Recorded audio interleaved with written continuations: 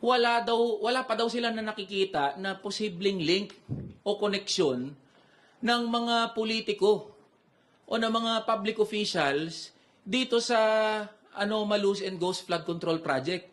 Paano sila nag-come up sa ganong statement?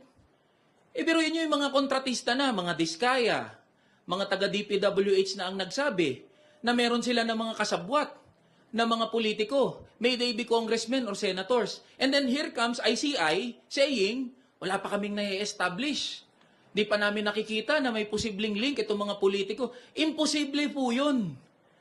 Sa laki at sa magnitude ng pinag-uusapan natin dito na iskandalo, imposibleng kinaya lang ng mga Diskaya yun. Imposibleng kinaya lang ni Alcantara yun o ni Bryce Hernandez yun.